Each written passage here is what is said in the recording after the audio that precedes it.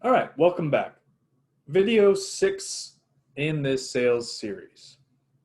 So, we talk about the sales process, talk about the snowball, going down into commitment, right? Now, the way that we get there is one of the most powerful tools that anybody has, and that is questioning.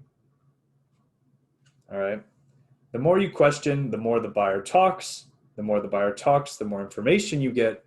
The more information you get, the more informed you can be when you offer value-based solutions.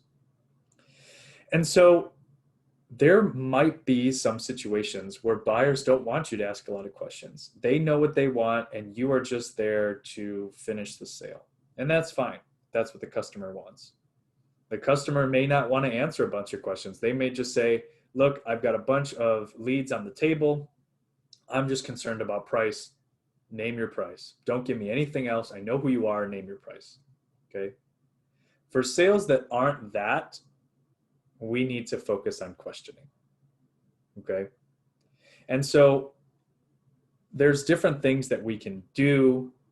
And what I like to call this process is really a dialogue. Now, why is that important? So an argument or conversation is oftentimes two people, sometimes more, that have some sort of agenda that they want to push onto you to get you to change your mind. A dialogue is different in that both parties are open-minded, both parties are willing to learn, both parties will give their opinion, and both parties want to co-create value. Now, why is that different? If you can have your sales call be a dialogue, then you learn from the customer learns from you, and now these are the foundational pieces that form a relationship, which is something that we have been talking about this entire time, right? And so the best way that I know how to prepare for questioning is by doing a pre-call plan.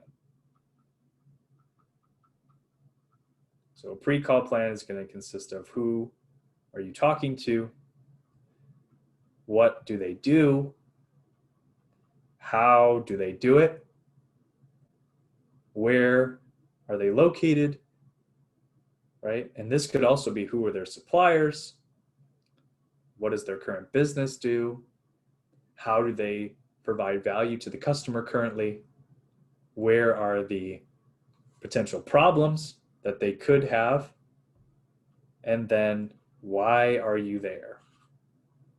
Okay. Now, I oftentimes show this, the Simon Sinek, people don't buy what you do, they buy why you do it. And so you need to know your why as a salesperson. You know your why as a value-added product for the customer. Okay. And so when you're asking questions, what you want to be doing is getting the buyer engaged in this process. So you oftentimes will ask, tell me about the current distribution, the distribution in your company, right? Or for me, when I was selling windows, I'd say, tell me a bit about your current windows, right? So let's take the window example. Now, why would I ask that? You know, I could see that the windows are old, wooden, falling apart, but you need to get a gauge of where the customer's at, right? Because this can go a few ways. This could go to they're okay, right? Or they're terrible, right? I need to know that information. That is very powerful for me. Because if the customer says, yeah, they're okay, they're fine, they're windows, That's a different conversation than, oh, they're terrible, they leak, they're drafty, yada, yada, right? So let's go the first route. Say they're okay. Now I need to ask different questions now to get the customer to understand what the problem is. So I can now ask questions of, do you have rooms that are hard to be in at, let's just say, like noon or 2 p.m., the hottest part of the day, right? So do you have any rooms that are, currently hard to be in, maybe around the hot part of the day, around 2 o'clock? Yeah, actually, we can't really sit in the living room, but I just figured that was something that everyone had in their house, right? Now we're kind of getting closer to that situation. So then we can add on another question of, what would it mean for you and your family? So we're asking the family question. What would it mean for you and your family if you were able to sit in the living room during these high parts of the day? Or what would that do for, like, tell me a little bit about your energy bill. Are you paying a lot in energy currently? Well, we're actually paying close to $500 a month for our energy bill. Now they could think that that's standard, but then I could have information in my back pocket of, well, actually in your neighborhood, it's around $250 a month, not 500. And now the customer is interested. Oh, well, why is that?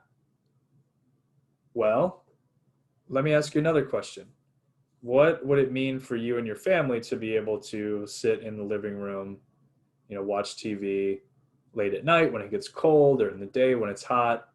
Well, that would prevent us from going out too much, because we often don't like to sit in the house that often, or we sometimes have to wait hours until the living room is at a good temperature.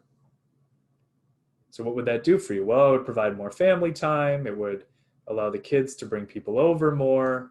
It would allow me to host guests more. Now they're starting to see the problem. Well, did you know that these leaky windows can contribute up to 30 to 50% of your energy bill?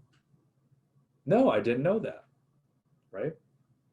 Now you can use leverage technology in this situation too, to say, let me take a heat map picture of your house and show you that your windows are actually leaking heat in the winter, right? And then you can say, how does this sound for you currently? Like, how does your current situation now sound, right? Does this make sense so far of what I'm saying? These are all questions that are going to get the buyer to say, yeah, that makes sense. I see where you're coming from. I see why that's an issue. Or they may say, I actually don't really see the value here. I don't get what you're saying, right? And so you can then lean into these value-based questions to get the customer to visualize the problem. Because if the customer, we keep saying this over and over again in these videos, and why do we keep saying that? Because if the customer doesn't fully visualize what the issue here, if the buyer doesn't fully grasp why this is an issue, then when you're thinking about this in terms of like a scale, right? Here are the issues, and over here is the value, right? And so this is a scale. This is a balancing act, right? And so if the issues don't actually, this over here is literally value, but this is over here is the price, right? And this whole thing in a positive direction. So over here, if the scale tips like this, then this is positive value. And then if the scale dips like this, that's negative value, okay? And so we need to keep stacking issue after issue after issue after issue up, and each issue is going to have a different weight for the customer, and that's going to outweigh the price. At that point, it doesn't matter what the price is. You're going to be solving so much of the things that I need to be fixed, right? So let's look at this. Let's look at this seesaw a little more, okay? So over here, let's say windows cost, so do all your windows is $30,000, okay? high-end windows. Now we need to make sure that here is drafty windows, right? Then another one that's big is energy costs, right? And then another one that's, is hosting people, right? Then another big one is just looks. Oh, I hate the way they look, right? Another one could be warranty.